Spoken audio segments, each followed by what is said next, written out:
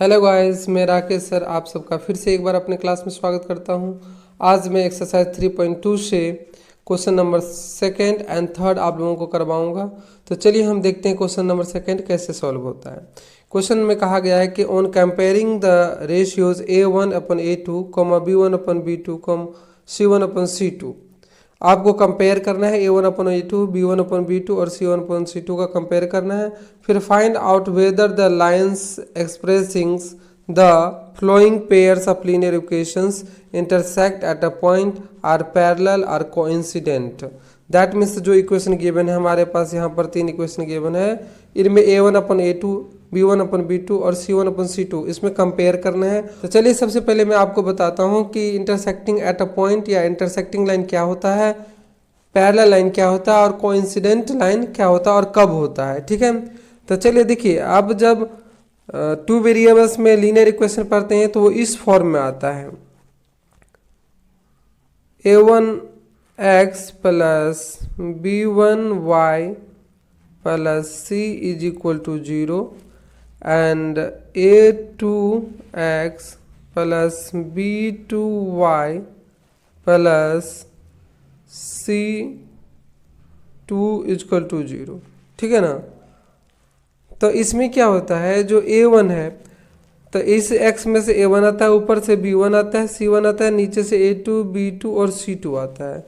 ठीक है, तो इसमें आपको हमें कंपेयर करना पड़ता है। दैट मीन्स जो A1 है A1/A2 is equal to B1/B2 is equal to C1/C2। इसमें फिर वैल्यू पुट करके हमें ये दिखाना होता है कि ये सब इक्वल है या एक दूसरे से इक्वल नहीं है या क्या है, ये दिखाना होता है। तो दैट मीन्स अगर फर्स्ट कंडीशन देखिए, if A1 and A2 is not equal to B1 and B2, अगर पहले वाले दो इक्वल नहीं है तो दैट मीन्स ये इंटरसेक्टिंग लाइन है। क्या है, इसका जो लाइन बनेगा ग्राफ पर वो इंटरसेक्टिंग होगा। ठीक है ना, तब आप लिखोगे intersecting, intersect at the point, intersect at a point, intersect at a point. ठीक है, और इसका मतलब होता है वन सॉल्यूशन। इसका मतलब क्या होता है, अगर सॉल्यूशन पूछा जाए तो इसमें आप लिख सकते हैं वन सॉल्यूशन। समझ गए ना। और कंसिस्टेंट और इनकंसिस्टेंट पूछा जाए तो आप लिखेंगे कंसिस्टेंट, यानी संगत, हिंदी में से संगत कहते हैं। तो इस तरह इसमें तीन तरह से क्वेश्चन पूछा जाता है कि इसमें लाइन कहाँ इंटरसेक्ट करता है, इंटरसेक्टिंग लाइन है या पैरेलल है या कोइंसिडेंट लाइन है। और दूसरा पूछा जाता है कि इसमें वन सॉल्यूशन है, मैनी सॉल्यूशन है या नो सॉल्यूशन है। और तीसरा पूछा जाता है ये कंसिस्टेंट है या इनकॉन्सिस्टेंट है। तो चलिए और हम नेक्स्ट बताते से नोट डाउन कर लीजिए। ये दूसरा कंडीशन ये है कि when A1/A2 is equal to B1/B2 is not equal to C1/C2, that means इसका होता है पैरेलल लाइन। क्या, और सॉल्यूशन में पूछा जाएगा तो नो सॉल्यूशन होगा, पैरेलल लाइन होगा। अगर सॉल्यूशन में पूछा जाता है तो नो सॉल्यूशन होगा। कंसिस्टेंट इनकंसिस्टेंट में पूछा जाता है तो इनकंसिस्टेंट होगा। अब तीसरा कंडीशन देखिए क्या होता है। तीसरे कंडीशन में यह है कि if A1/A2 is equal to B1/B2 is equal to C1/C2, then अगर तीनों इक्वल है तो then it has many solution, और लाइन में होता है कोइंसिडेंट लाइन।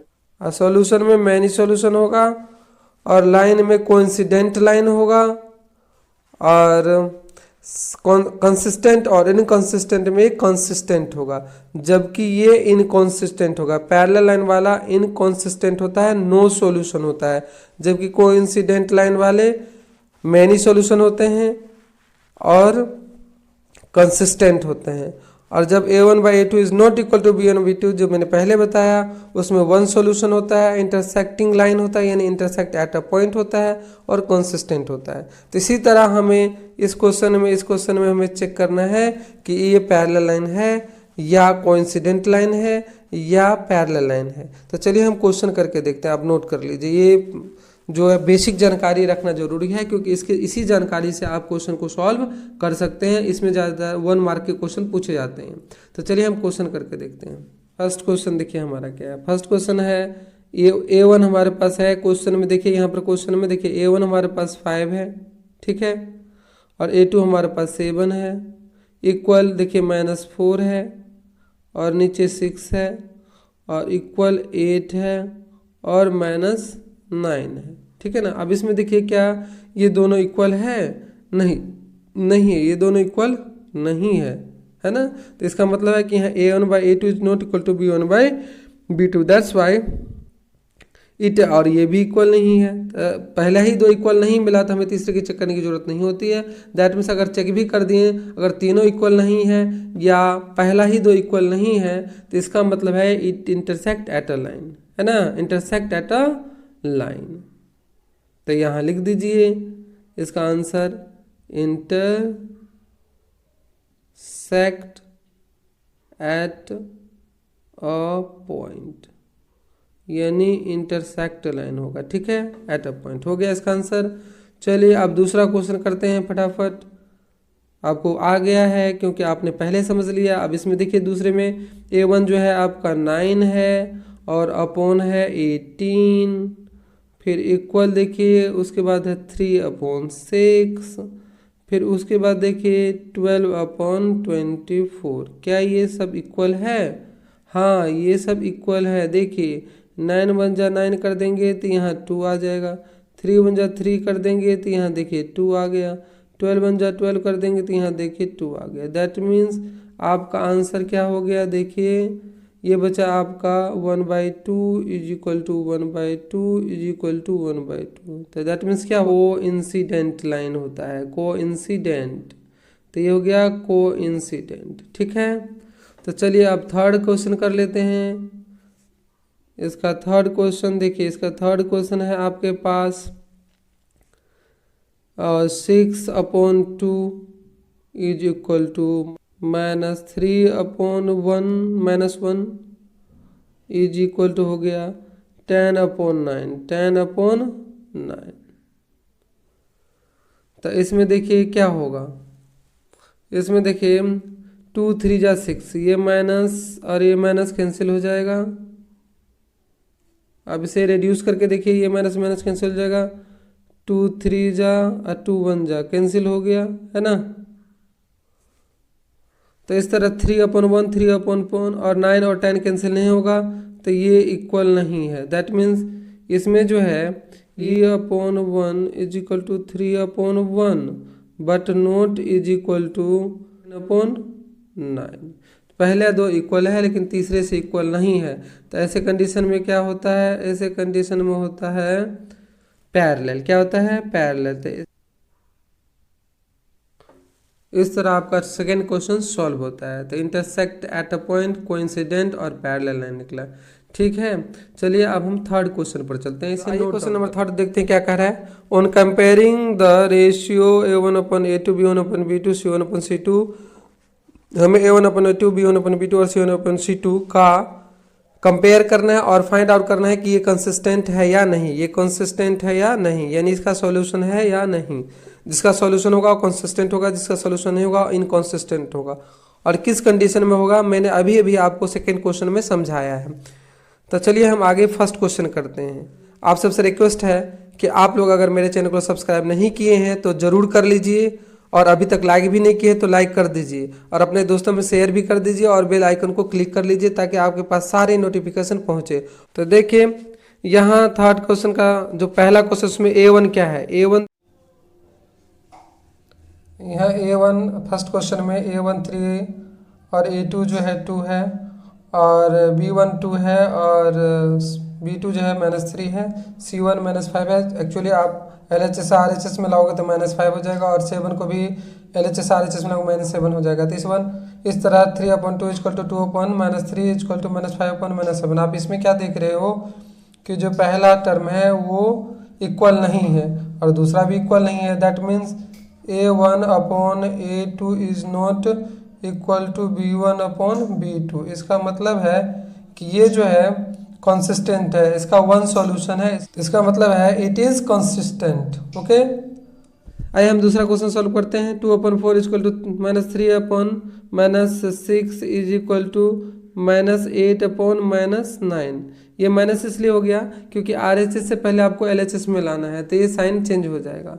और पहले क्वेश्चन में ध्यान रखिए A1 होता है, B1 होता है, C1 होता है, दूसरे में A2 B2 और C2 होता है। मैंने शुरू में ही क्वेश्चन के शुरू में बताया है, तो उस पर ध्यान दीजिए।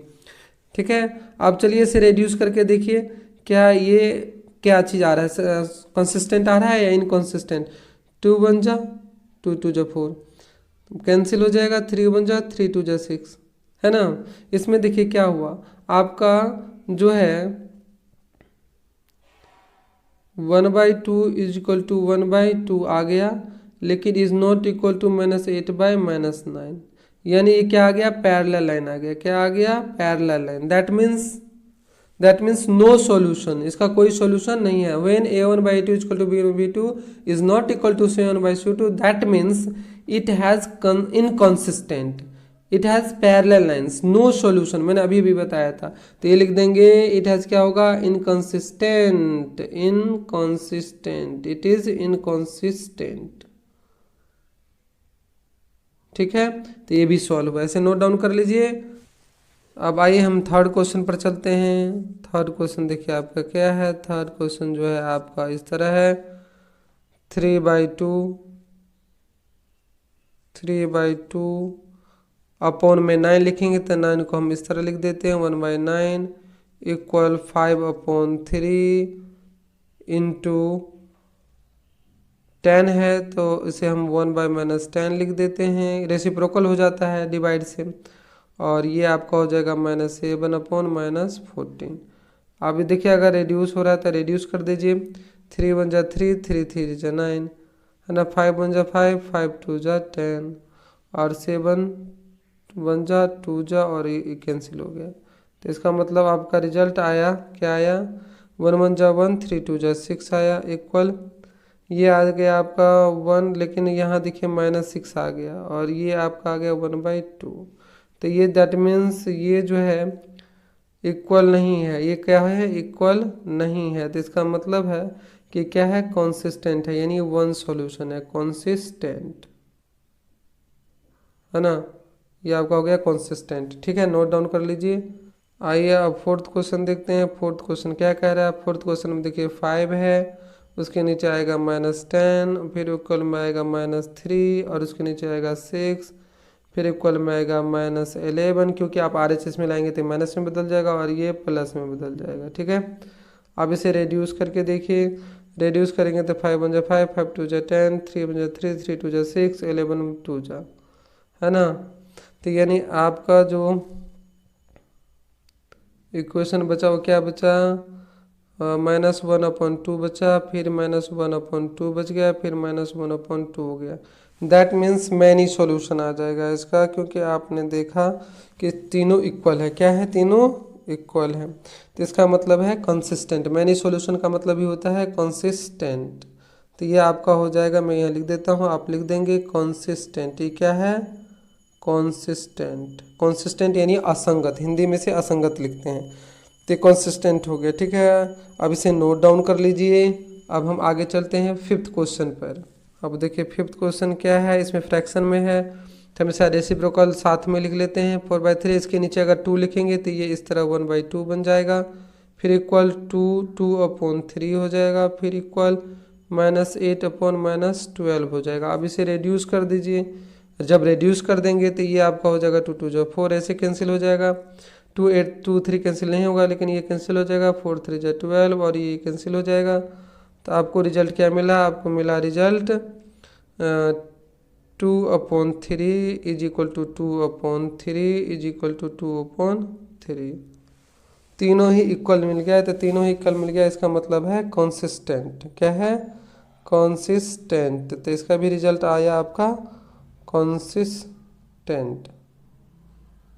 ठीक है, तो इस तरह मैंने आप consistent, one solution, many solution, parallel, intersecting line और इनकंसिस्टेंट, इन सब के बारे में आपको बता दिया। इसमें से जरूर 1 मार्क से क्वेश्चन जरूर पूछे जाते हैं, तो इस पर आप लोग जरूर ध्यान दीजिएगा। हाँ, और आप लोगों से आग्रह है कि आप मेरे चैनल को सब्सक्राइब कर लीजिए, और ज़रूर लाइक नहीं किए हैं तो फिर से एक बार कह रहा हूँ कि लाइक कर दीजिए, बेल आइकन को क्लिक कर लीजिए, ताकि आपके पास सारे नोटिफिकेशन पहुंचते रहे।